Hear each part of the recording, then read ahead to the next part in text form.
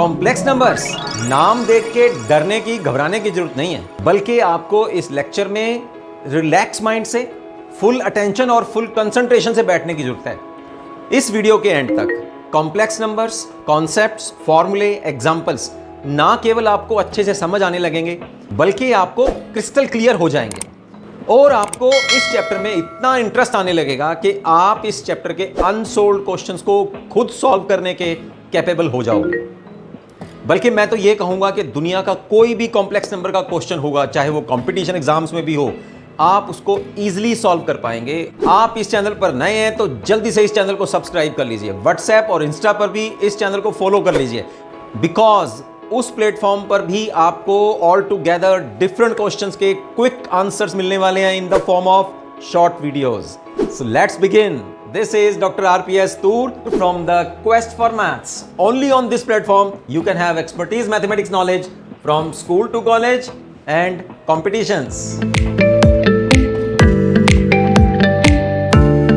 Complex number का जो chapter है 11th क्लास से शुरू हुआ है, लेकिन बच्चों कहीं ना कहीं आपको अपने जो आपकी जूनियर क्लास है 10th क्लास, वहाँ भी इनसे रिलेटेड नंबर्स आए थे, लेकिन ना तो हमने उन नंबर्स को डिफाइन किया था, ना ही हमने इन नंबर्स के बारे में वहां सीखा था, लेकिन आए जरूर है। देखिए मैं अभी रिलेट करता हूँ कॉम्प्लेक्स नंबर्स वास्तव में है क्या।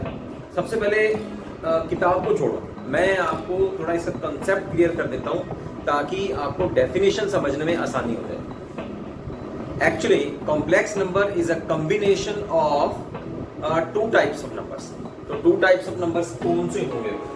एक तो आपके सामने होंगे इस मिश्रण में, इस कॉम्बिनेशन में, एक तो आपके सामने होंगे रियल नंबर्स और एक होंगे इमेजिनरी नंबर्स। इमेजिनरी नंबर्स, ठीक है। रियल नंबर्स के बारे में आपने अब तक अपनी जूनियर क्लास है कि 10th क्लास तक आप लोगों ने अच्छी तरह से पढ़ लिया है। कौन कौन से ये नंबर होते हैं, थोड़ा सा मैं फटाफट से इनको रिपीट कर देता हूं। सबसे पहले नेचुरल नंबर्स, यानी कि 1 से स्टार्ट होते हैं एंड पॉजिटिव डायरेक्शन में पॉजिटिव नंबर्स जो हैं सारे काउंटिंग नंबर्स, वो those are natural numbers, okay. फिर सेकेंडली हम लोगों ने देखा होल नंबर्स, जिसमें जीरो भी इंक्लूड होती है, जो जीरो से स्टार्ट होते हैं, 0 1 2 3 4 and so on up to infinity. Integers, जिसमें आपके पास पॉजिटिव नंबर्स भी हैं, नेगेटिव नंबर्स भी हैं, and zero also including in those integers. फिर positive integers, negative integers, even numbers, odd numbers, prime numbers जिनके केवल 2 फैक्टर होते हैं, कंपोजिट नंबर्स, जो नंबर प्राइम नहीं है वो कंपोजिट नंबर्स जिनके ज्यादा फैक्टर बन जाते हैं। फिर रैशनल नंबर्स, जिनको हम लोग P ओवर Q की फॉर्म में लिख सकते हैं, P और Q यहाँ इंटीजर्स हैं। फिर इररेशनल नंबर्स, जो नंबर्स रैशनल नहीं वो इररेशनल नंबर्स, और इन सभी नंबर्स का केवल एक नाम है, दैट इज रियल नंबर। तो रियल नंबर आप ऑलरेडी पढ़ चुके हैं। सेकेंडली अब आ रहा है हमारे पास इमेजिनरी नंबर। इमेजिन, जिसको हम लोग केवल सिर्फ अपने ख्यालों में, अपने सिर्फ हम इमेजिन कर सकते हैं। वास्तव में ये नंबर रियलिटी में एग्जिस्ट नहीं करते, लेकिन इनका यूजेस तो है। इनका यूजेस कौन से टाइप की इक्वेशंस को सॉल्व करने के लिए होता है? जैसे नाम से पता लग रहा है, हमारा जो चैप्टर का नाम है complex numbers and quadratic equations. तो इमेजिनरी नंबर, जैसे मैंने आपको बताया, ये नंबर आप अपनी जूनियर क्लास 10th क्लास में ऑलरेडी कॉन्फ्रंट हो चुके हैं, लेकिन वहां हमने पढ़ा नहीं था। मैं आपको बताता हूँ, एक एग्जाम्पल लेता हूँ। देखिए, अगर एक एग्जाम्पल है और ये एग्जाम्पल आपने ऑलरेडी वहां पढ़ी हुई है। सबसे पहले फॉर्मूले की तरफ चलते हैं। आपने देखा था क्वाड्रेटिक इक्वेशन का जो हमारे पास चैप्टर था, है कि नहीं, दो घातीय समीकरण था कि नहीं, वहां वो क्वाड्रेटिक इक्वेशन हमारे पास ऐसे थी, ax² plus bx plus c is equal to 0। और हम इसको सॉल्व करने के लिए हमारे पास एक मेथड था, डिस्क्रिमिनेंट मेथड। वो डिस्क्रिमिनेंट मेथड में हम लोग क्या निकालते थे, d, और वो क्या था, b² minus 4ac। b is the coefficient of x, a is the coefficient of x square, c is a constant। और ये क्वांटिटी, ये नंबर हम लोग सॉल्व कर लेते थे इस क्वांटिटी को, और इसके आंसर के ऊपर डिपेंड करता था इस क्वाड्रेटिक इक्वेशन का कौन से टाइप का सॉल्यूशन होगा, और होगा भी कि नहीं होगा। ओके, तो उस समय जो नहीं होगा वाला सोल्यूशन था ना, वो था हमारे पास इमेजिनरी। जैसे देखो, अगर इस d की वैल्यू हम लोग कैसे आंसर देते थे, d की वैल्यू अगर ग्रेटर देन 0 आती है, याद है ना आपको, मुझे कमेंट बॉक्स में फटाफट से कमेंट करो मैं लिखने से पहले, ठीक है। तो अगर d की वैल्यू ग्रेटर देन 0 आती थी, हम लोग क्या बोलते थे, टू डिस्टिंक्ट रियल रूट्स, ये लिखते थे ना, नंबर 1। नंबर 2 पे अगर d की वैल्यू 0 आती है, तो हम लोग क्या लिखते थे, टू इक्वल रियल रूट्स, ठीक है। अगर हमारे पास d की वैल्यू लेस देन 0 आती थी, तो हम लोग क्या कहते थे, नो रियल रूट्स। क्यों? क्योंकि हमने अपनी 10th क्लास तक केवल रियल नंबर्स की ही बात करी है, इमेजिनरी नंबर्स की हम लोगों ने बात वहां करी नहीं, हमने सीखा ही नहीं। तभी हम लोग इस थर्ड केस को छोड़ देते थे, या हम इसको ऐसे लिख देते थे, no solution, no real solution कहते थे, या नो सॉल्यूशन। तो हम थर्ड वाले केस को करते ही नहीं थे, चेक करते थे, अगर डी की वैल्यू लेस देन 0 है तो हम लोग सॉल्व भी नहीं करते, था ना ऐसे। लेकिन अब इसी पॉइंट पे आते हैं हम, इमेजिनरी नंबर्स या इमेजिनरी रूट्स को निकालने के लिए एक एग्जांपल मैं लेता हूं, और ये एग्जांपल तो आपकी वैसे 10th क्लास में भी थी, x² + 1 = 0। अब इस इक्वेशन को अगर हम लोग यहां कंपेयर करें, ठीक है, so what is the value of a, the coefficient of x square is 1, the coefficient of x यानी कि b, the value of b is 0 and c is 1। तो यहाँ डिस्क्रिमिनेंट निकाल लो फटाफट से, डिस्क्रिमिनेंट इज b² - 4ac, तो 0 - 4 × 1 × 1 कितना आ गया, -4, -4 इज लेस देन 0। तो जब d की वैल्यू -4 है, वो लेस देन 0 ही है, डेफिनेटली 0 से कम है। तो हम लोग ये थर्ड केस की तरफ पहुंच गए कि इसके कोई रियल रूट्स नहीं है। इसका मतलब रियल रूट नहीं है, तो फिर इमेजिनरी रूट्स होंगे, वो वाले रूट्स जिनका वास्तविकता में वो एग्जिस्ट नहीं करते, लेकिन हमने मैथमेटिक्स में वो पढ़ना है। क्यों? क्योंकि बच्चों, आने वाले प्रैक्टिकल वर्ल्ड में जहां मैथमेटिक्स का यूज है, वहां ज्यादातर अगर आप देखेंगे तो इमेजिनरी वैल्यू, क्योंकि अगर कोई चीज अगर दुनिया में एग्जिस्ट नहीं करती, तो इसका मतलब सबसे पहले उसको एग्जिस्ट होने के लिए हम लोग उसको पहले अपने ख्यालों में एग्जिस्ट करवाते हैं। तो ये नंबर्स जो हैं बहुत ज्यादा यूजफुल है, इसलिए आप ध्यान से समझिए इस चैप्टर। तो d इज लेस देन 0, इसका मतलब यहां से जो रूट्स निकलेंगे वो इमेजिनरी रूट्स होंगे। अब रूट्स वो होंगे क्या, ठीक है ना। तो रूट्स फिर हम लोग कैसे निकालते थे, x = -b + -b² - 4ac/2a, ठीक है ना। तो -b, b की वैल्यू कितनी है, 0, प्लस माइनस यहां कितना आ गया, ये अंडर रूट है, -4 डिवाइडेड बाय 2, a की वैल्यू 1 है। इसको हम लोग सॉल्व करते हैं, तो plus minus as it is, minus एक बार रहने देते हैं, और 4 का अंडर रूट निकालेंगे 2 आ जाएगा, और inside the under root sign you have -1, ठीक है। तो यहां हमारे पास ये 2 will get cancelled and you left with plus minus -1 का अंडर रूट। अब ये जो हमारे पास आया, यही वास्तव में इमेजिनरी नंबर है, क्योंकि हम लोग 10th क्लास तक हम लोगों ने कभी भी नेगेटिव नंबर का अंडर रूट नहीं पढ़ा। हम लोग 10th क्लास में या तो 2 का वर्गमूल, 4 का वर्गमूल, है ना, 5 स्क्वायर रूट, 6 स्क्वायर रूट, ऐसे नंबर पढ़ते रहे हैं। पॉजिटिव नंबर्स का स्क्वायर रूट हम लोग अपनी 10th क्लास तक पढ़ के आए हैं। यही रियल नंबर्स जो हम लोगों ने पढ़े, ये रियल नंबर्स, इनमें कभी भी आपको अंडर रूट साइन के अंदर नेगेटिव साइन नहीं दिखेगा। और अगर इन्हीं रियल नंबर्स के अंदर हम लोग अंडर रूट साइन के साथ में, अंडर रूट के साइन के साथ में अगर नंबर्स के साथ हम लोग माइनस लगा देते हैं, then those numbers will become imaginary numbers, right? इसका मतलब क्या बनेगा कि सारे वो नंबर्स जिनके साथ में माइनस लगा हुआ है, -700, ये सारे इमेजिनरी नंबर्स हैं, इमेजिनरी वैल्यूज हैं। देखा जाए तो ये सारे के सारे नंबर्स जो हैं अल्टीमेटली, अब इसको डिफाइन करते हैं हम लोग, एक बार ना आप जो मैं आपको कंसेप्ट क्लियर करवा रहा हूँ वो क्लियर कर लो आप एकदम से। अगर आपका कंसेप्ट क्लियर हो गया ना तो फिर ये चैप्टर तो चुटकियों में सॉल्व हो जाएगा और डेफिनेशन जो है फिर वो आपको समझ में आ जाएगी। अब ये सारे नंबर्स जो है अल्टीमेटली देखने में ये आ रहा है कि ये सारे नंबर्स, ये जो मैं यहाँ नेगेटिव नंबर्स लिख रहा हूँ, ठीक है नहीं, -2 देखा जाए तो सारे नंबर्स जो हैं, क्योंकि यहाँ माइनस है तो माइनस को एक बार ऐसे रख लेते हैं हम लोग, -1 और 2 कर लेते हैं। अब -1 वैसे रखेंगे और 2 बाहर निकाल लेते हैं। इसी तरह से जैसे अभी हमने -4 का निकाला है ना, -16 का निकालो √, तो -1 तो वैसे रख लेते हैं और 16 इनको अलग अलग कर लेते हैं। 16 आ जाएगा हमारे पास 4 और ये बन गया -1।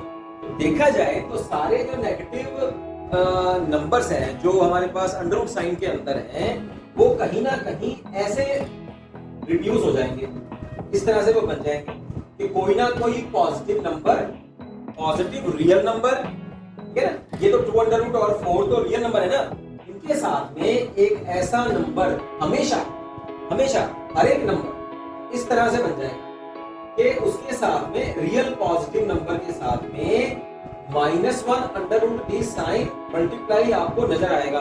बस यही नंबर हम लोगों ने अब उठा लेना है डेफिनेशन के लिए और इसका नाम हम लोग देंगे इमेजिनरी नंबर और इसी के ऊपर सारा कॉम्प्लेक्स नंबर डिपेंड करता है।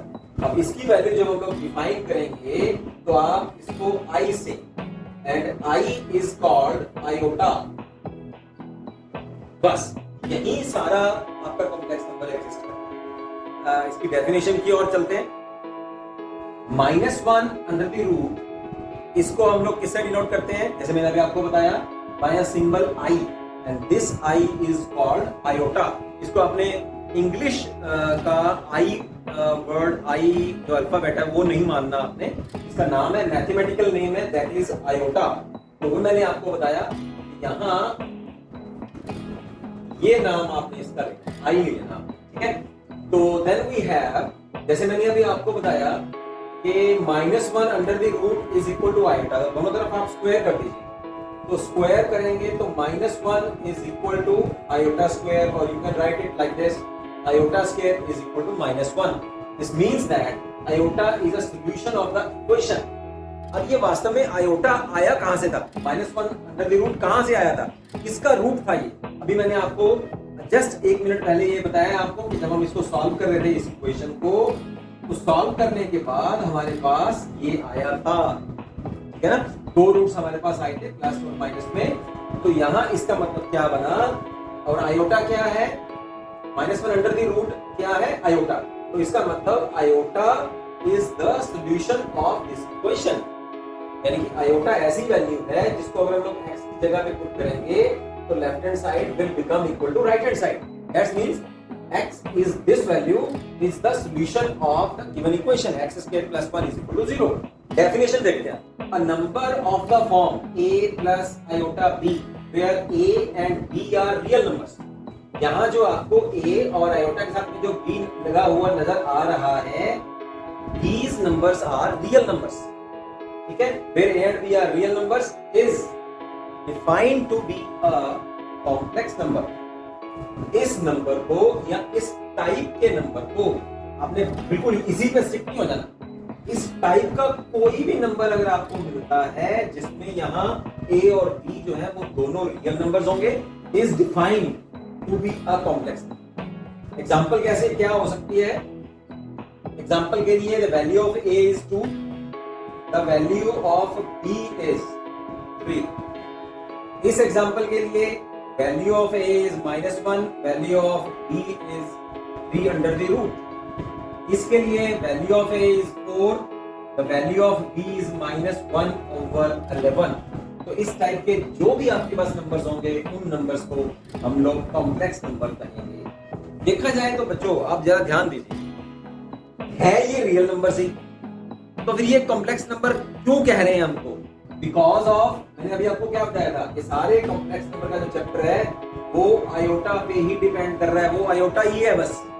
तो जहां जहां अगर आपको किसी भी नंबर के साथ में आयोटा लगा हुआ नजर आता है तो वो रियल नंबर क्या बन जाएगा, इमेजिनरी नंबर, और वो सारे का सारी फॉर्म क्या बन जाएगी, कॉम्प्लेक्स नंबर। अब बच्चों जैसे इस एक नंबर का नाम, जो कॉम्प्लेक्स नंबर हम लोग यहाँ लेके आए हैं, अगर मैं उसको एक सिंपल से, एक वेरिएबल से अगर मैं उसको नोट कर देता हूँ, इस पूरे के पूरे कॉम्प्लेक्स नंबर को किससे डिनोट किया हम लोगों ने, z से। So if z is a complex number, क्योंकि कॉम्प्लेक्स नंबर पता कैसे लग रहा है, आयोटा से, जहां आयोटा लगा हुआ है तो पूरे का पूरा नंबर क्या होगा, कॉम्प्लेक्स नंबर होगा। ठीक है, तो अगर ये एक कॉम्प्लेक्स नंबर है तो इसमें जो ये वाला पार्ट है, a is called the real part. Real part कैसे पता लग रहा है, क्योंकि उसके साथ में आयोटा नहीं लगा हुआ, तो ये रियल पार्ट हुआ। और उस रियल पार्ट को लोग कैसे डिनोट करेंगे, आर ई जेड। तो इसका मतलब आर ई जेड क्या हुआ हमारे पास, दैट इज ए, इसको पढ़ेंगे कैसे, the real part of complex number z। ठीक है, and b is called the imaginary part denoted by IMZ।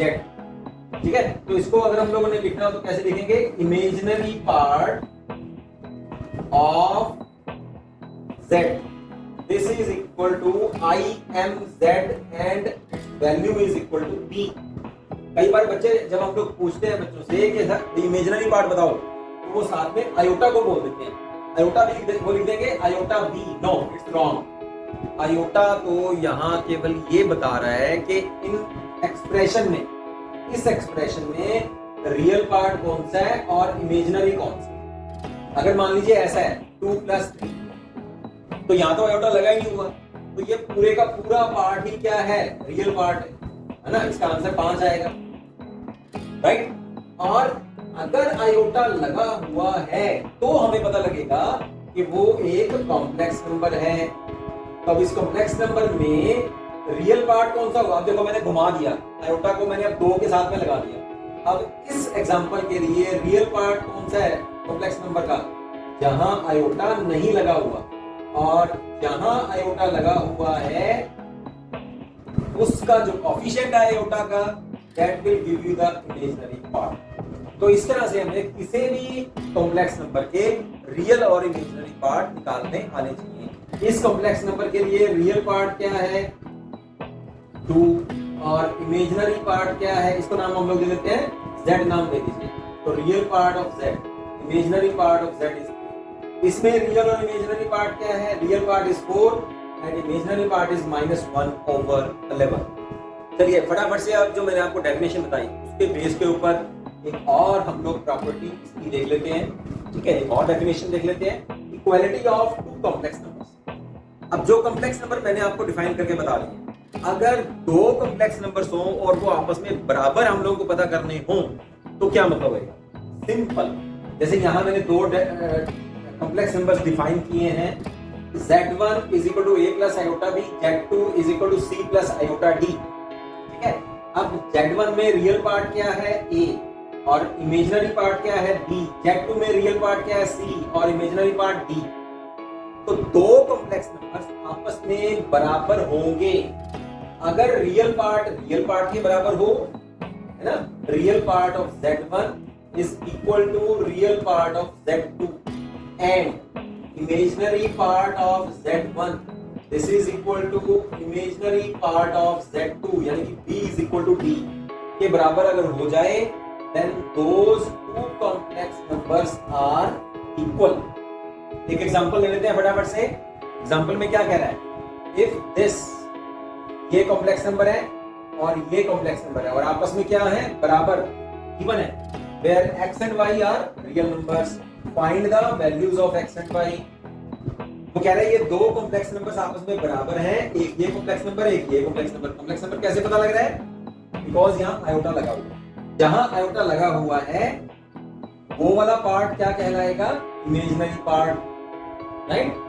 तो अब चलते हैं 2 कॉम्प्लेक्स नंबर की डेफिनेशन हमने क्या देखी है कि रियल पार्ट इसका रियल पार्ट कितना है, बस 4x।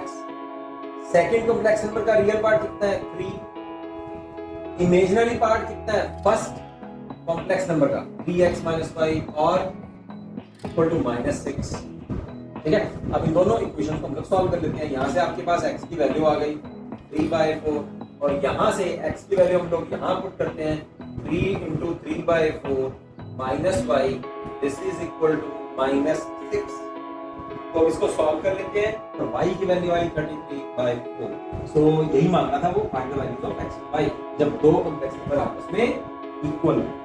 अब चलते हैं बेसिक ऑपरेशंस की ओर। दो कॉम्प्लेक्स नंबर्स को ऐड कैसे कर सकते हैं, सब्ट्रैक्ट कैसे कर सकते हैं, मल्टीप्लिकेशन कैसे और डिवीजन कैसे कर सकते हैं। अरे बहुत इजी है बच्चों। जो नंबर्स, क्योंकि कॉम्प्लेक्स नंबर्स वास्तव में नंबर्स ही तो हैं, तो जिस तरह से आप नंबर्स को जोड़ते रहे हैं उसी तरह से आप जोड़िए। जिस तरह से आप सब्ट्रैक्ट करते रहे हैं, मल्टीप्लाई करते रहते हैं, डिवाइड करते रहे हैं, उसी तरह से आप कॉम्प्लेक्स नंबर्स को भी इन 4 बेसिक ऑपरेशंस के लिए कर सकते हैं। तो एडिशन देखते हैं, addition of two complex numbers फटाफट से देखेंगे। दो कॉम्प्लेक्स नंबर ले रहे हैं हम लोग, z1 = a + iota b, z2 = c + iota d। दो कॉम्प्लेक्स नंबर्स हैं, तो दोनों को अगर जोड़ना है तो क्या करेंगे, रियल पार्ट रियल में जोड़ दो, ये आ गया, और आयोटा को कॉमन करेंगे क्योंकि आयोटा से पता लगेगा कि इमेजिनरी पार्ट कौन सा है, और इमेजिनरी पार्ट इमेजिनरी में जोड़ दो, b + d। सिंपल। तो ये डेफिनेशन आ गई। z1 + z2 is this which is again a complex number। Again complex number क्यों है, क्योंकि फिर आयोटा यहाँ लगा हुआ है। दो नंबर्स ही तो हैं, a और c वास्तव में दो रियल नंबर्स हैं। तो दो रियल नंबर को ऐड करेंगे तो एक रियल नंबर ही आएगा। यहाँ भी b और d रियल नंबर्स हैं, तो रियल नंबर्स को ऐड करेंगे तो रियल नंबर आएगा। लेकिन अब आयोटा लग गया तो टोटल क्या बन जाएगा, अगेन कॉम्प्लेक्स नंबर।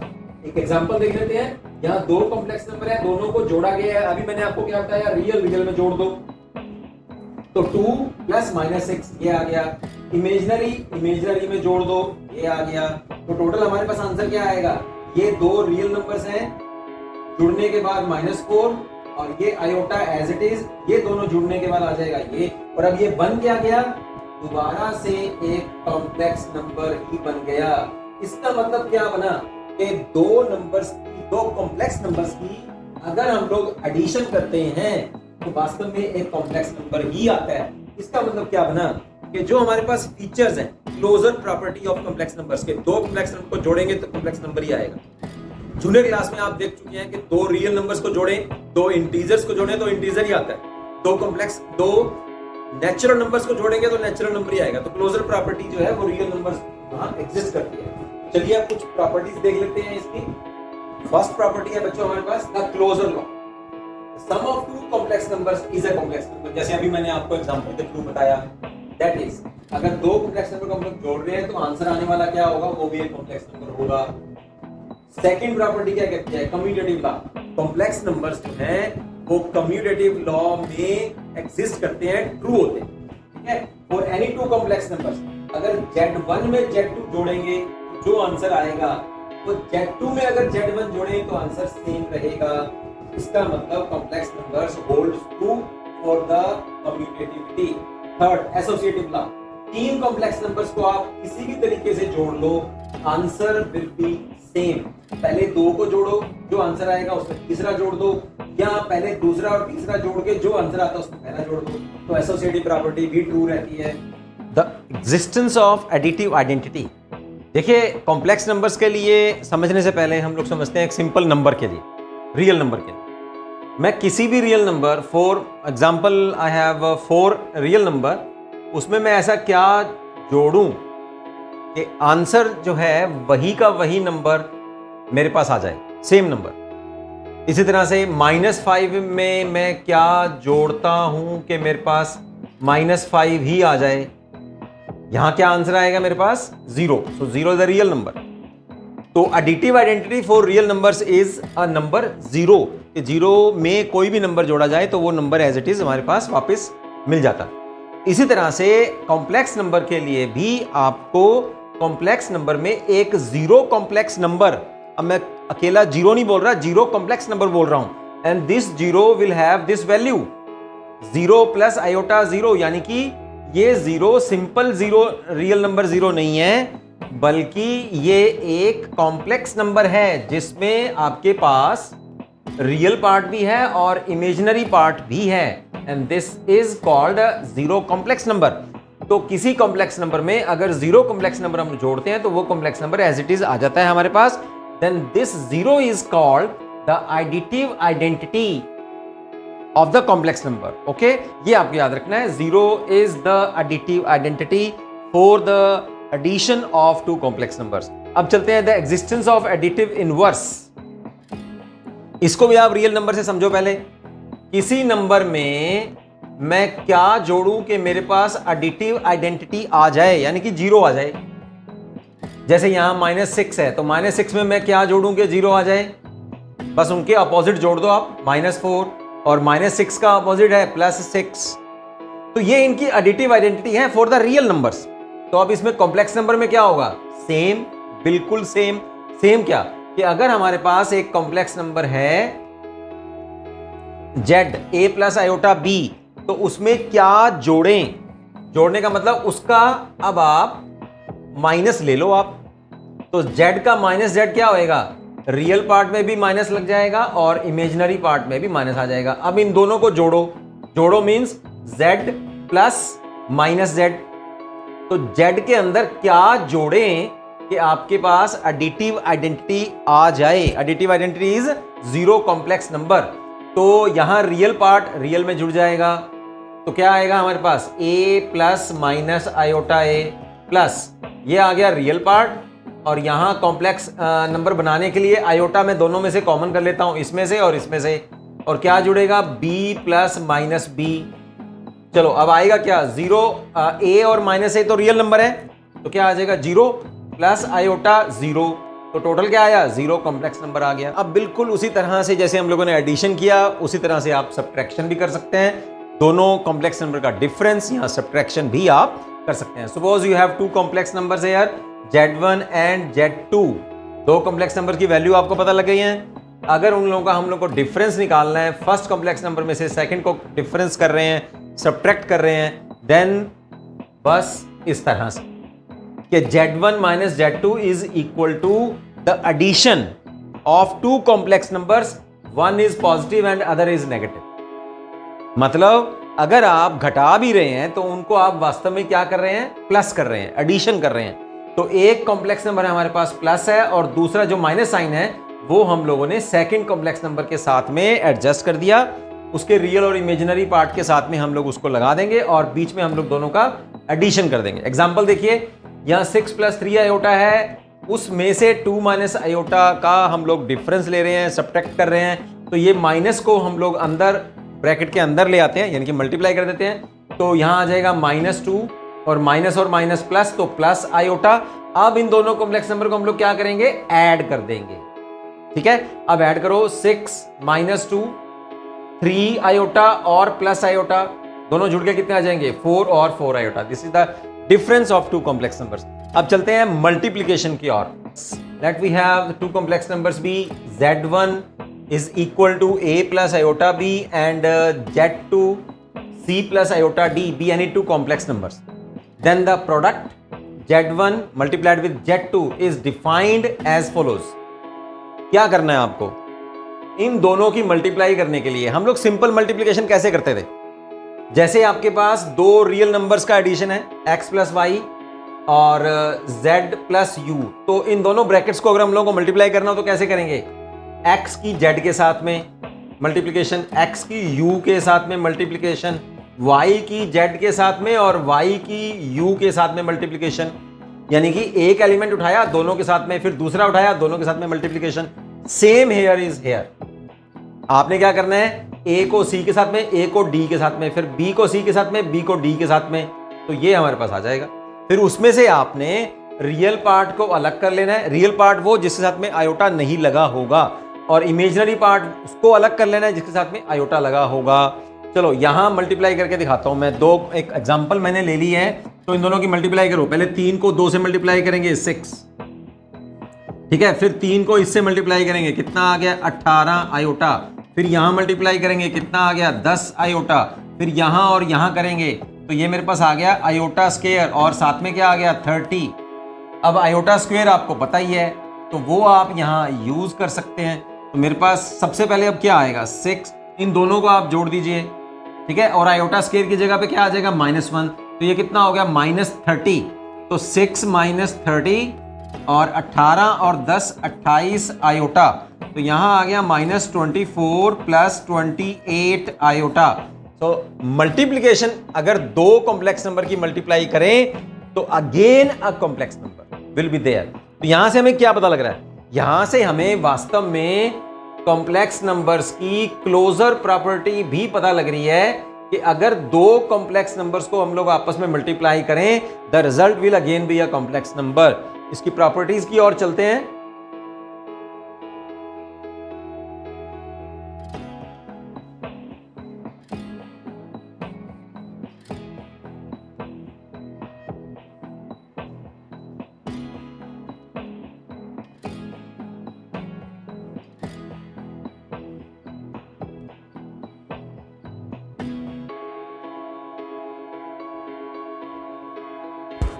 तो properties of multiplication of complex numbers में फर्स्ट वही आ गया आपके पास, closure law.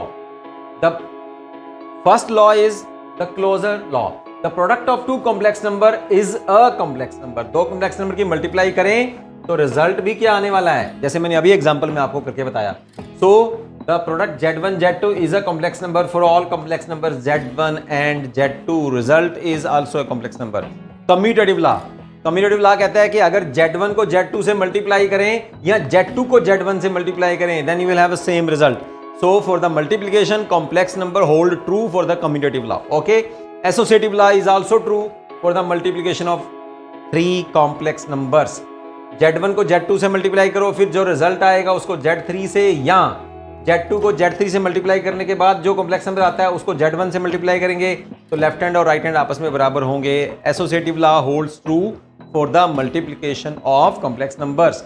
Existence of multiplicative identity, इसको समझो पहले आप। रियल नंबर्स में मेरे पास एक रियल नंबर है, उसको मैं किससे मल्टीप्लाई करूं कि मेरे पास वो सेम नंबर आ जाए।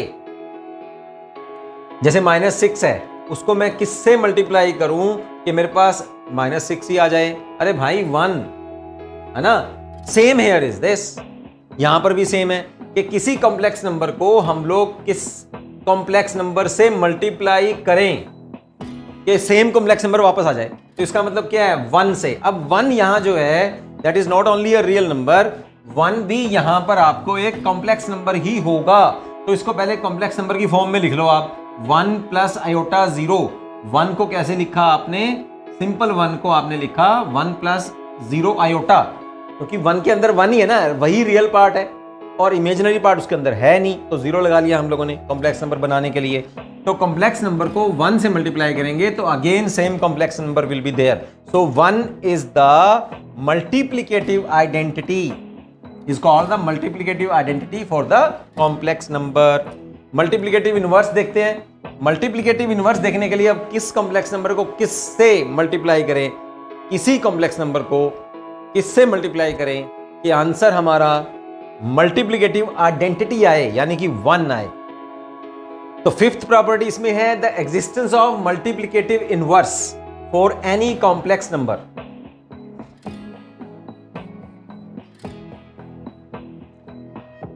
For every non-zero complex number, z is equal to a plus iota b, ठीक है, या a plus b iota, लिखने का तरीका वो जैसे मर्जी लिख लीजिए आप। We have the complex number this and it is denoted by 1 over z। जैसे मैंने अभी आपको बताया कि हम लोग 4 को रियल नंबर के टर्म्स में देखें, किससे मल्टीप्लाई करें कि 1 आ जाए, -6 को किससे मल्टीप्लाई करें कि 1 आ जाए, इसका मतलब 1/4 से, इसका मतलब -1/6 से, है ना। तो इनके रेसिप्रोकल से मल्टीप्लाई करना पड़ेगा हमें। यही चीज हम लोग यहां कॉम्प्लेक्स नंबर्स में भी देख सकते हैं कि अगर मेरे पास z एक कॉम्प्लेक्स नंबर है a प्लस आयोटा b, तो z को मैं किससे मल्टीप्लाई करूं कि मेरे पास मल्टीप्लिकेटिव आइडेंटिटी आ जाए, यानी कि 1 मींस 1 प्लस आयोटा 0 आ जाए। तो इसका मतलब मुझे 1/z से मल्टीप्लाई इसे करना पड़ेगा। अब ये चीज कहां से आई, ये है मल्टीप्लिकेटिव इनवर्स। इसको निकालने के लिए देखो बच्चों क्या करेंगे, जैसे मैंने अभी बताया कि मल्टीप्लिकेटिव इनवर्स है क्या, 1/z, या इसको ऐसे कह सकते हैं z - 1 इज इक्वल टू 1। तो 1/z या z-1 is called the multiplicative inverse किसका? z का। ठीक है, z का मल्टीप्लिकेटिव इनवर्स क्या है? z-1, और z-1 का मल्टीप्लिकेटिव इनवर्स क्या है? z। जैसे मैंने अभी बताया आपको, 4 को 1/4 से मल्टीप्लाई करेंगे तो 1 आएगा, तो 1/4 को किससे मल्टीप्लाई करेंगे 1 आए? तो 4 से कर दो। तो ये दोनों ही एक दूसरे के मल्टीप्लिकेटिव इनवर्स हैं। बोलो समझ में आ रहा है? तो z और z-1 एक दूसरे के मल्टीप्लिकेटिव इनवर्स हुए। अब z-1 को निकालेंगे कैसे? z-1 is equal to 1/z। तो 1/z को आप ऐसे लिख लीजिए a प्लस आयोटा b। अब हर एक क्वेश्चन में आप याद रखिएगा कि जब आपको मल्टीप्लिकेटिव इनवर्स निकालना है तो आपने क्या करना है कि आयोटा को डिनोमिनेटर में नहीं रहने देना। आयोटा को डिनोमिनेटर में नहीं रहने देना। उसको खत्म करने के लिए आपको क्या करना है? आपको जितना यहां साइन है उस साइन का आप चेंज कर दो। प्लस है तो माइनस, माइनस है तो प्लस, और उतने ही कॉम्प्लेक्स नंबर से मल्टीप्लाई और डिवाइड कर दो, है ना। 1/z को हमने क्या किया, यहां प्लस था तो माइनस और माइनस करके मल्टीप्लिकेशन और डिवीजन कर दी। अब नीचे की नीचे मल्टीप्लाई, ऊपर की ऊपर मल्टीप्लाई। तो हमारे पास नोमिनेटर में क्या बचा फिर? a माइनस आयोटा b, और नीचे क्या आया? x प्लस वाई और x माइनस वाई। फॉर्मूला कौन सा लगेगा? X square minus y square का। तो क्या आया? x plus y multiplied with x minus y. तो वो यहां लगा देते हैं। फिर क्या बनेगा? a स्क्वायर, यहां आया माइनस आयोटा स्क्वायर, और आयोटा स्क्वायर क्या होता है? -1। तो माइनस पहले से है, माइनस यहां से आ जाएगा, क्या हो जाएगा? प्लस। तो क्या आया फिर? Plus b square. ये देखिए ये आ गया। अब इनको अलग अलग कर लीजिए, a के नीचे भी इसको ले आओ, ये आ गया रियल पार्ट, और माइनस b के नीचे भी a square plus b square ले आओ आप, तो वो आ गया इमेजिनरी पार्ट ये वाला, और ये रियल पार्ट आ गया। बोलो समझ आया? तो मल्टीप्लिकेटिव इनवर्स की वैल्यू क्या आई हमारे पास? a over a square plus b square minus b over a square plus b square into iota, right. तो ये मल्टीप्लिकेटिव इनवर्स आपको निकालने का जो तरीका मैंने बताया, इसको आप याद रखिएगा, ये क्वेश्चंस में भी यूज होने वाला है। नेक्स्ट प्रॉपर्टी की ओर चलते हैं।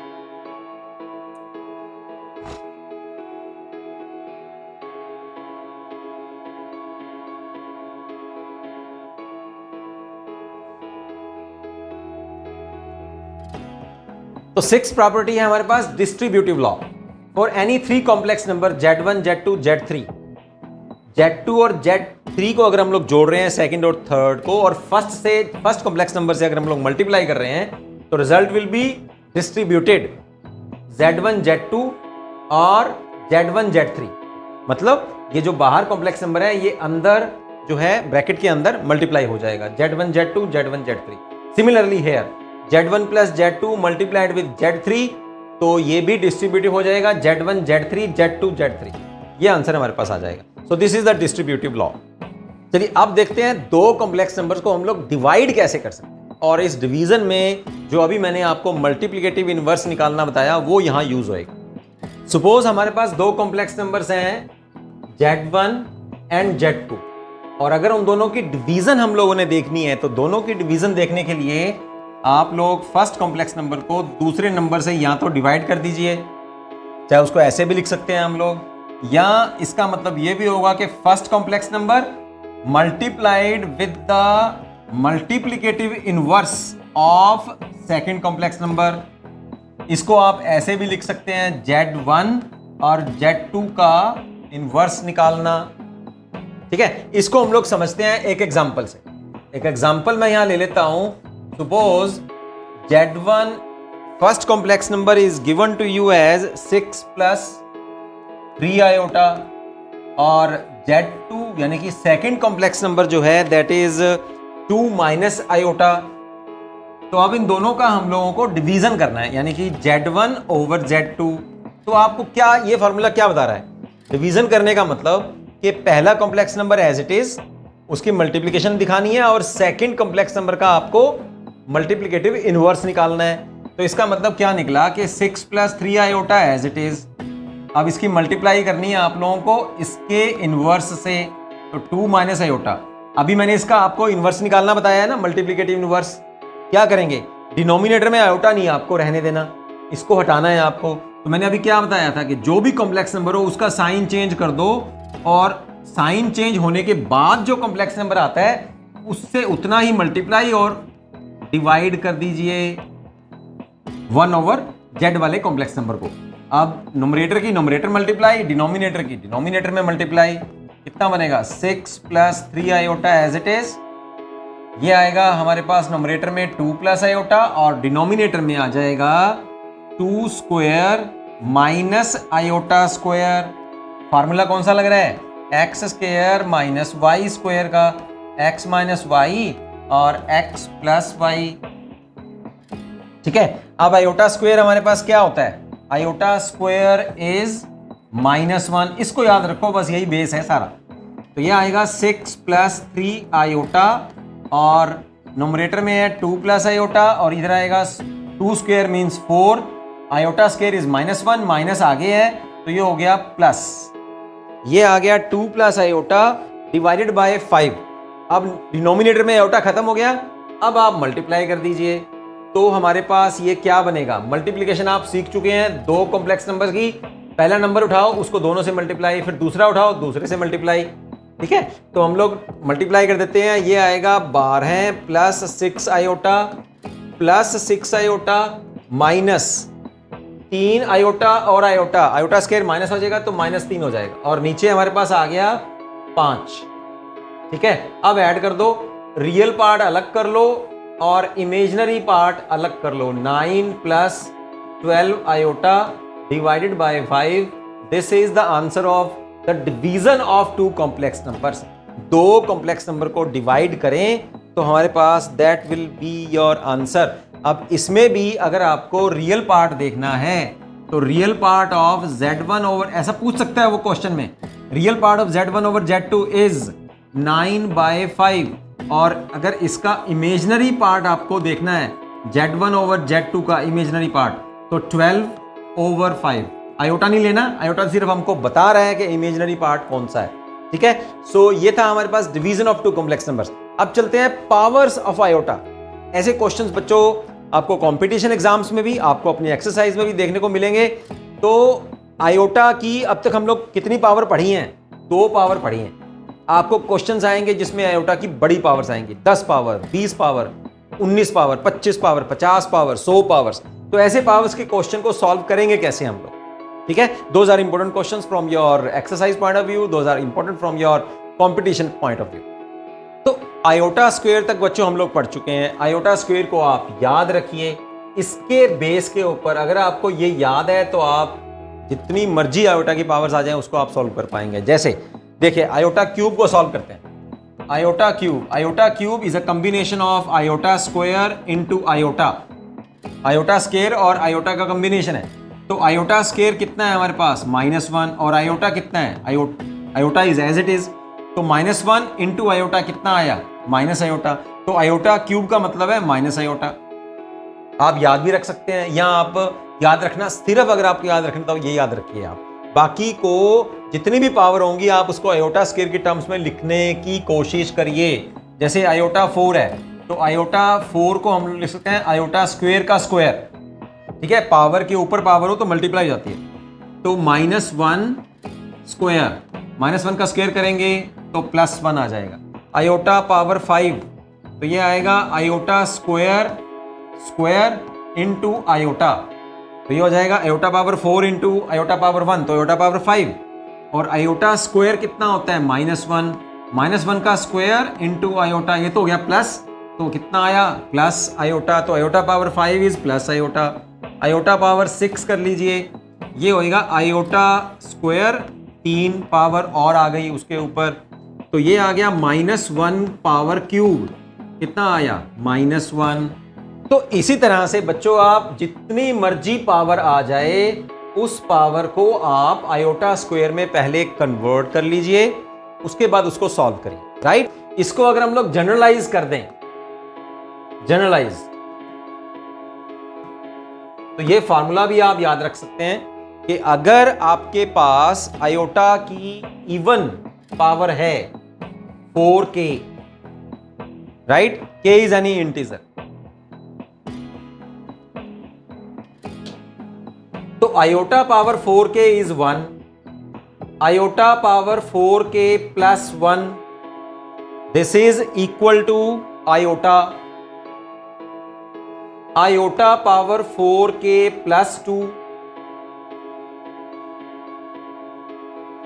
और iota power 4k plus 3 is minus iota. तो इस तरह से आप रख सकते हैं, है ना। इसको अगर हम लोग सॉल्व भी करना चाहें तो देखो कैसे करेंगे, आयोटा स्क्वायर और इसको 2k कर लीजिए आप।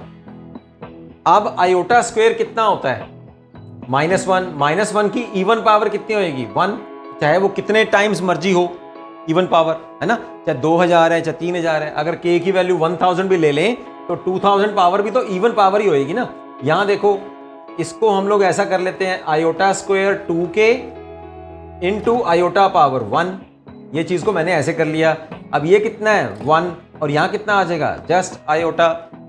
अब यहां देखते हैं आयोटा स्क्वायर 2k और आयोटा स्क्वायर, ये तो हो गया 1 और आयोटा स्क्वायर कितना आ जाएगा -1। फिर यहां आ जाओ आयोटा 2 और 2k into iota power 3, iota power 3 हम लोग यहां क्या कर चुके हैं, माइनस आयोटा, तो ये तो हो गया +1 और यहां आ गया माइनस आयोटा। तो यहां मैंने, ये तो है जनरलाइज फार्मूले, इन फार्मूलों को भी मैंने सॉल्व कर दिया। कॉम्प्लेक्स नंबर से रिलेटेड अब कुछ ऐसे फार्मूले जो आपको आगे एग्जाम्पल्स में, क्वेश्चंस में यूज होने वाले हैं, कुछ आइडेंटिटीज या फार्मूले कह लीजिए, and these are important and very much similar to our real number फार्मूले जो हम लोग अब तक जूनियर क्लासेस में पढ़ चुके हैं। Z1 minus Z2 whole square, तो ये बिल्कुल रियल नंबर्स के फॉर्मूले से मैच कर रहा है। Z1 square -2 Z1 Z2 plus Z2 square, ठीक है, जो हमारे पास हमारी जूनियर क्लास में था x minus y whole square. तो x square -2xy plus y square, ये आप ऑलरेडी पढ़ चुके हैं, ठीक है। तो यहां अब ये xy तो रियल थे, लेकिन यहाँ Z1 Z2 रियल नंबर्स नहीं है, these are complex numbers.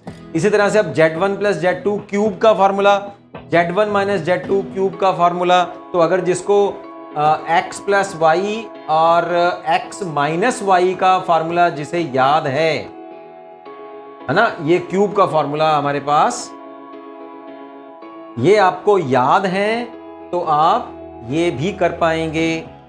Z1 cube plus 3 Z1 square Z2 3 Z1 Z2 square plus Z2 cube. Similarly here we have Z1 minus Z2 cube. फिर एक और important formula Z1 square minus Z2 square, this is very much similar to our x square minus y square formula, जो मैंने अभी भी आपको बताया, x minus y और x प्लस वाई, सेम है। दो फार्मूले और बता रहा हूं मैं आपको बच्चों। आपने अपनी जूनियर क्लास में क्या पढ़ा था कि अगर दो रियल नंबर्स हैं a और b और ये दोनों ही पॉजिटिव हैं, आर पॉजिटिव रियल नंबर्स, ठीक है, तो ये फार्मूला होल्ड्स होता है, ट्रू होएगा।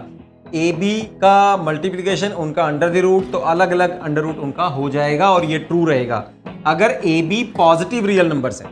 और अगर ए और b are negative real numbers, दोनों ही नंबर नेगेटिव रियल नंबर्स हों, तो a b under the root is not equal to a under root b under root, यानी कि यहां ए और बी जो हैं वो नेगेटिव रियल नंबर्स हैं, या ऐसा कह सकते हैं कि नॉन पॉजिटिव रियल नंबर्स हैं। स्टूडेंट, तो जितना अब तक हम लोग सीख चुके हैं उससे रिलेटेड कुछ एग्जांपल्स देख लें अब। Express 5 minus 3 iota power cube in the form of a plus iota b, ऐसे क्वेश्चंस बहुत इंपॉर्टेंट हैं, यहां आपको एक्सरसाइज में भी देखने को मिलेंगे।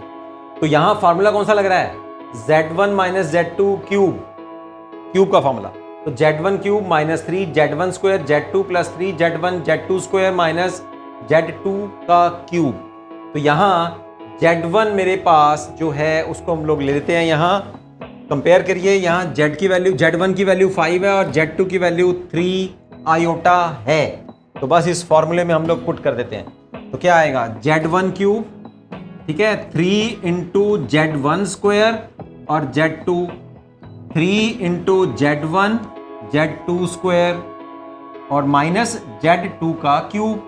हेयर Z1 की जो वैल्यू है हम लोग कंपेयर करेंगे तो 5, Z1 क्यों कह रहे हैं? क्योंकि हम इसको भी ऐसे लिख सकते हैं ना, 5 प्लस आयोटा 0, है ना। और सेकंड को कितना है हमारे पास, -3 आयोटा, तो वो तो ऑलरेडी है ही है, तो बस इस फॉर्मूले में हम लोग उसको पुट कर रहे हैं। अब क्या करेंगे, 5 क्यूब, 5 का क्यूब निकालेंगे 125, इनको मल्टीप्लाई कर लेते हैं आपस में, 3 25 और 3 आयोटा, 3 5 और 9 आयोटा स्क्वायर, और 3 का क्यूब निकालेंगे -27 आयोटा क्यूब। ठीक है, अब सॉल्व कर लीजिए इसे, इन फॉर्मूलों को याद रखिए, आयोटा स्क्वायर -1 और iota cube minus iota. Solve करने के बाद you will have this answer, -10 real number, real part, और -198 is the imaginary part of the cube of this complex number. You have given -3 under the root plus -2 under the root, और second bracket है 2 into 3 under root minus iota. तो जो -2 है इसको सबसे पहले आप एडजस्ट कर लीजिए, और इसकी मल्टीप्लिकेशन हम लोगों ने किस फॉर्म में लिखनी है, a प्लस आयोटा b। सबसे पहले इसको एडजस्ट कर लेते हैं हम लोग, -3 under the root प्लस इसको ऐसे लिखते हैं 2 into -1, 2 into 3 under root minus iota.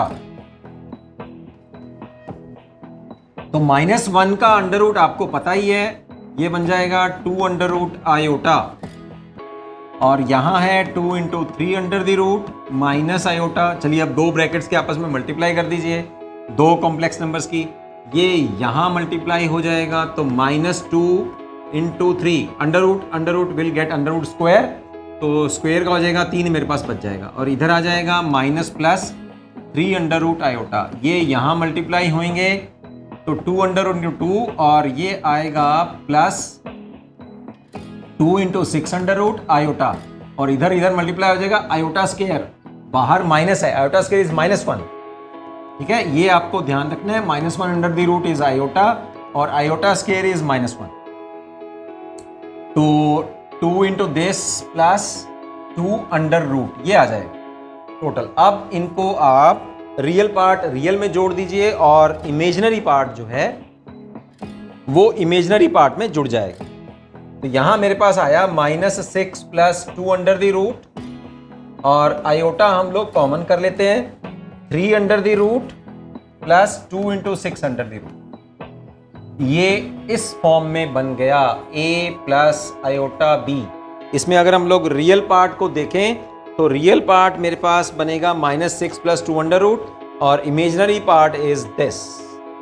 ठीक है, 3 under root plus 2 into 6 under the root. This is your answer. Next topic है बच्चों, the modulus of a complex number and conjugate of a complex number. See, this is very important topic, very interesting topic. Let's have the definition of these two topics. Z is equal to a plus iota b, be a complex number. Suppose we are supposing this. Then the modulus of Z is denoted by, यहाँ आपने Z के साथ में ये दो straight lines लगा देनी है। ठीक है, this is the symbol of modulus of a complex number is defined to be a non-negative real number. Modulus का बच्चों आप अपने जूनियर क्लास में भी नाम सुन चुके हैं कि अगर मैं किसी रियल नंबर में -4 है, अगर मैं उसका मॉडुलस निकालता हूं तो प्लस होएगा, यानी कि यहां हमें साइन नहीं देखना होता, सिर्फ हमें उसकी मैग्नीट्यूड, उसकी वैल्यू देखनी होती है, उसकी एम्पलीट्यूड देखनी होती है कि वो कितना है। साइन मैटर नहीं करता, +4 का मॉडुलस निकालेंगे तब भी 4, -4 का, यानी कि अगर कोई नेगेटिव वैल्यू है तब भी प्लस, और प्लस है तो प्लस है ही है। तो नॉन नेगेटिव रियल नंबर हमारे पास है, तो Z का मॉडुलस, कॉम्प्लेक्स नंबर का मॉडुलस जो होएगा, दैट इज दिस। इसको आप डायरेक्ट भी याद रख सकते हैं, लेकिन मैं अभी आपको निकालना बताऊंगा। सो Z modulus is given by this much of value, and अब ध्यान दीजिए, Z मॉडुलस जो है वो आपके पास एक प्योरली रियल नंबर है, प्योरली रियल नंबर। ठीक है, क्योंकि इसमें अब आपके पास आयोटा नहीं है, तो अगर मॉडुलस निकाल लें किसी कॉम्प्लेक्स नंबर का तो वो हमेशा एक रियल नंबर ही होगा। ठीक है, इसको मैं जैसे अभी मैं बता रहा हूं कि कॉम्प्लेक्स नंबर को हम लोग निकालते कैसे हैं। आपके पास जो कॉम्प्लेक्स नंबर है, जैसे मैंने अभी आपको बताया कि मॉडुलस को हम लोग निकालते कैसे हैं, तो जो आपके पास कॉम्प्लेक्स नंबर है उसमें जो आपके पास रियल पार्ट है वो, और उसमें जो आपके पास इमेजिनरी पार्ट है वो ले लीजिए, निकाल लीजिए, और फिर उसका मॉडुलस निकालने के लिए रियल पार्ट का, जो आपने रियल पार्ट निकाला उसका स्क्वायर कर दो, जो इमेजिनरी पार्ट आपने निकाला कॉम्प्लेक्स नंबर का उसका स्क्वायर कर दो। तो रियल पार्ट क्या है, a का स्क्वायर, इमेजिनरी पार्ट क्या है, b का स्क्वायर, अंडर द रूट।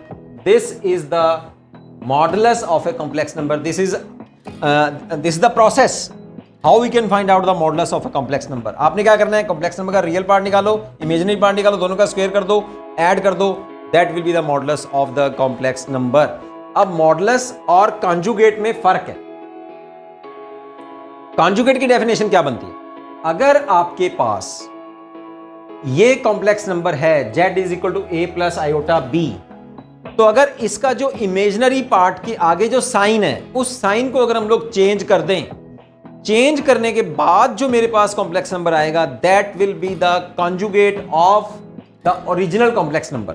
तो यहां ओरिजिनल कॉम्प्लेक्स नंबर क्या है, a प्लस आयोटा b। अब इसका आयोटा टू माइनस आयोटा आप चेंज कर दीजिए। तो पहले साइन क्या था, प्लस आयोटा, अब क्या है माइनस आयोटा, और पहले z था, अब इसका कॉन्जुगेट लिखने के लिए z के ऊपर जो है आपने एक बार लगा देना है, z बार। तो z bar is called the conjugate of the original complex number. और ये मिलता कैसे है, just by change the sign of the imaginary part.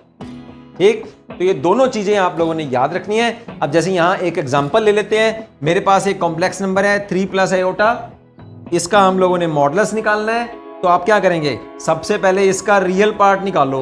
Real part of 3 plus iota is 3, imaginary part of 3 plus iota is 1, क्योंकि यह iota नहीं, iota के साथ में जो लगा हुआ है कोफिशिएंट 1।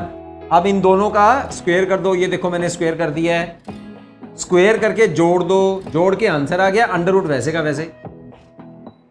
इसी तरह से दूसरी एग्जांपल देखो, 2 माइनस 5 आयोटा, रियल पार्ट क्या है 2, इमेजिनरी पार्ट कितना है -5, दोनों का स्क्वायर कर दो।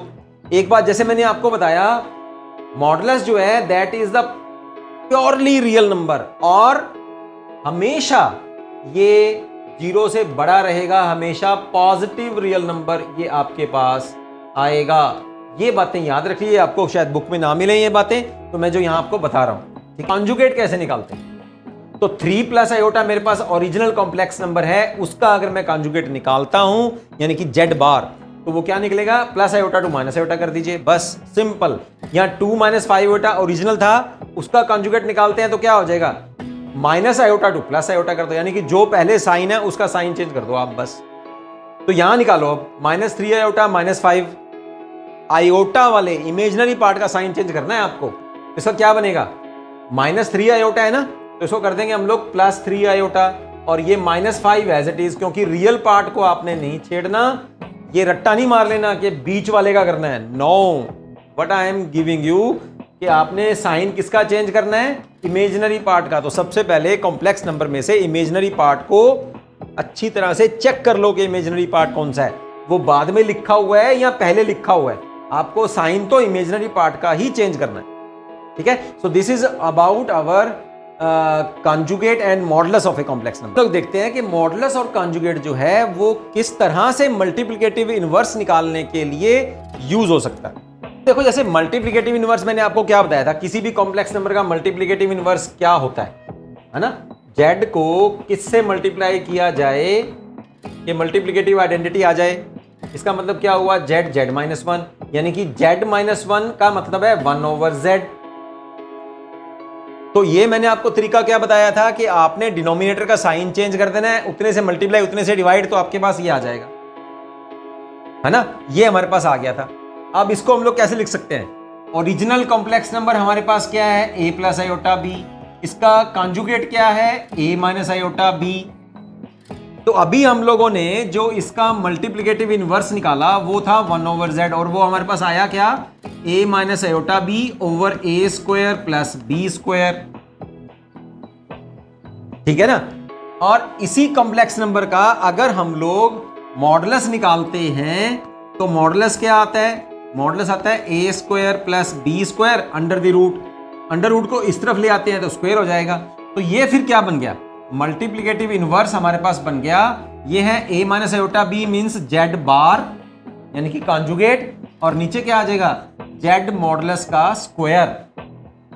तो इसका मतलब अगर किसी कॉम्प्लेक्स नंबर का आपने मल्टीप्लिकेटिव इनवर्स निकालना है तो उस कॉम्प्लेक्स नंबर का कॉन्जुगेट न्यूमरेटर में लिख दो और उस कॉम्प्लेक्स नंबर का मॉडुलस निकाल के उसका स्क्वायर करके वो डिनोमिनेटर में लिख दो। That will be your multiplicative inverse. ये फॉर्मूला आपको यहां याद रखना है, यही मैंने यहां भी लिख दिया आपको। और यहां चाहें तो आप इसको इस तरह से भी लिख सकते हैं, जेड बार, ये 1/z लिख दीजिए आप यहां इसको, तो 1/z this is equal to z bar over z bar modulus, z modulus. तो जेड मॉडुलस का स्क्वायर क्या आ जाएगा, जेड इंटू जेड बार। ये भी हमारे पास एक फार्मूला आ गया। मॉडुलस और कॉन्जुगेट हम लोगों ने सीखा, उससे रिलेटेड कुछ रिजल्ट्स और देखिए यहां। For any two complex number Z1 and Z2 we have the multiplication of two complex numbers, और फिर उनका अगर हम लोग मॉडुलस निकालें that will be equal to, अगर हम लोग उनका अलग अलग निकाल के, अलग अलग मॉडुलस निकाल के भी मल्टीप्लाई करेंगे तो रिजल्ट बराबर आएगा। अभी ये फार्मूले आप याद रखिए, इनसे रिलेटेड जो एग्जांपल्स हैं या कुछ इनसे रिलेटेड इलिस्ट्रेशंस हैं वो हम लोग अभी कर देते हैं। दोनों कॉम्प्लेक्स नंबर का अगर डिवीजन निकाल रहे हैं, डिवीजन निकाल के फिर मॉडुलस निकाल रहे हैं, then you can also have उनका अलग अलग मॉडुलस निकाल दीजिए, डिवाइड करेंगे तब ये रिजल्ट के बराबर आएगा। दो कॉम्प्लेक्स नंबर का मल्टीप्लाई करो फिर कॉन्जुगेट लो तो वो बराबर होगा अगर उनका अलग अलग कॉन्जुगेट लेके मल्टीप्लाई करेंगे तब भी रिजल्ट बराबर आएगा। दो कॉम्प्लेक्स नंबर को हम लोग ऐड कर रहे हैं या सब्ट्रैक्ट कर रहे हैं, फिर हम लोग उसका कॉन्जुगेट ले रहे हैं, the result will be same कि अलग अलग उनका कॉन्जुगेट ले लीजिए, फिर उनको ऐड या सब्ट्रैक्ट करेंगे तो रिजल्ट विल बी सेम। अगर दो कॉम्प्लेक्स नंबर को हम लोग डिवाइड कर रहे हैं, डिवाइड करने के बाद हम लोग उनका कॉन्जुगेट ले रहे हैं, तो ऐसा हो सकता है कि अलग अलग कॉन्जुगेट ले लीजिए दोनों कॉम्प्लेक्स नंबर्स का, फिर डिवाइड कर दो, फिर भी रिजल्ट आपके पास सेम आएगा। यहां सेकंड कॉम्प्लेक्स नंबर जो है in the denominator should not be equal to 0। अब मॉडुलस और कॉम्प्लेक्स कॉन्जुगेट जो हम लोगों ने निकालना सीखा उनके ऊपर कुछ एग्जांपल्स देखते हैं। The first example is find the multiplicative inverse of 2 minus 3 iota. ठीक है, तो इसका मल्टीप्लिकेटिव इनवर्स निकालने के लिए आप इसको सबसे पहले z मान लीजिए, और मल्टीप्लिकेटिव इनवर्स होता क्या है, दैट इज 1/z यानी कि z माइनस 1। और अभी मैंने आपको फॉर्मूला बताया कि उसी कॉम्प्लेक्स नंबर का आप कॉन्जुगेट निकाल दो और उसी कॉम्प्लेक्स नंबर का मॉडुलस निकाल के स्क्वायर निकाल के डिवाइड कर दो। तो अलग निकालते हैं फिर डिवाइड कर देंगे, ठीक है। तो z बार निकालो सबसे पहले, z हमारे पास, हमने इसको मान लिया। अब देखो इमेजिनरी पार्ट कौन सा है, -3, तो इसको क्या कर देंगे 2 + 3 आयोटा। अब मॉडुलस निकाल लो, मॉडुलस क्या होता है, रियल पार्ट का स्क्वायर इमेजिनरी पार्ट का स्क्वायर अंडर द रूट, तो 4 और 9 13 का अंडर रूट आ गया। अब z बार का स्क्वायर करेंगे तो 13 आ जाएगा, बस यहाँ पुट कर दो, that will be your multiplicative inverse of the given complex number. में अगर आपको रियल और इमेजिनरी पार्ट अलग अलग लिखना है तो ऐसे लिख सकते हैं 2/13 और 3/13 into iota. This is of the form of a + b iota. Second example में कह रहा है express the following in the form of a + iota b। तो फर्स्ट पार्ट है 5 + 2 अंडर रूट आयोटा और 1 - 2 अंडर रूट आयोटा। ठीक है, अब इसको क्या करेंगे हम लोग, जैसे अब ध्यान दीजिए, वास्तव में ये है क्या, वास्तव में ये दो कॉम्प्लेक्स नंबर्स की आपस में डिवीजन है, ठीक है ना। तो ये Z1 हुआ और ये Z2 हुआ। तो इसको मैंने आपको क्या बताया था कि यहाँ तो इसको ऐसे डिवीजन मान लीजिए, या मान लीजिए कि Z1 की हम लोग इसके मल्टीप्लिकेटिव इनवर्स से यानी कि 1/Z2 से मल्टीप्लाई कर रहे हैं। तो बस वही करना है फिर आपको। मैंने आपको एक तरीका इनिशियली बताया था कि फर्स्ट न्यूमरेटर तो वैसे रहने दीजिए, डिनोमिनेटर में आपको आयोटा नहीं रहने देना, और इसको आप लोगों ने रैशनलाइज करना है। कैसे करना है, आयोटा का साइन चेंज कर दीजिए और फिर उतने से मल्टीप्लाई और उतने से डिवाइड, जो कॉम्प्लेक्स नंबर दोबारा बनेगा, यानी कि इस कॉम्प्लेक्स नंबर के कॉन्जुगेट से मल्टीप्लाई और डिवाइड। अब न्यूमरेटर की न्यूमरेटर से मल्टीप्लाई, डिनोमिनेटर की डिनोमिनेटर से मल्टीप्लाई। मल्टीप्लाई करना आप सीख चुके हैं, ये आ गया हमारे पास यहाँ आ जाएगा x माइनस वाई और x प्लस वाई का फॉर्मूला लग जाएगा। सॉल्व करिए, सॉल्व करने के बाद आपके पास ये बचता है, इसमें आप कॉमन कर लो, 3 कॉमन आ जाएगा, 3 कॉमन करके आपके पास ये रिजल्ट आ जाएगा। तो आयोटा पावर -35 को क्या लिखेंगे, जब पावर माइनस में होती है तो हम लोग क्या करते हैं, उसको 1 ओवर करके प्लस में ले लेते हैं। अब मैंने आपको क्या बताया था कि जब बड़ी पावर्स आती हैं हमारे पास तो हम लोग उसको पहले आयोटा स्क्वायर में फैक्टर्स करने की कोशिश करते हैं। तो आयोटा स्क्वायर के फैक्टर हमारे पास आयोटा स्क्वायर पावर 17, तो आयोटा स्क्वायर इंटू 17 हो जाएगा 34 और एक आयोटा हमारे पास यहां बचेगा। अब आयोटा स्क्वायर 17 -1 पावर 17 कितना होगा, ऑड पावर है, -1 आ गया, तो -1 इंटू आयोटा, यहां आ गया minus iota, 1 over minus iota. तो यहां आंसर तो आ गया लेकिन छोड़ के नहीं आना आपको। अब क्या करना है, उसी तरह से इसका साइन चेंज कर दो माइनस आयोटा का, यानी कि इसका कॉन्जुगेट ले लो और फिर उससे मल्टीप्लाई, उससे डिवाइड। अब यहां न्यूमरेटर की डिवाइड हो जाए, यहां न्यूमरेटर की मल्टीप्लाई होगी तो आयोटा आ गया और डिनोमिनेटर की मल्टीप्लाई करेंगे तो माइनस आयोटा स्क्वायर आ गया। आयोटा स्क्वायर कितना होता है, -1 और माइनस आयोटा स्क्वायर कितना होएगा, +1। तो यहां आ गया +1 और न्यूमरेटर में हमारे पास आयोटा बचा, तो इसका मतलब iota power -35 is equal two plus iota.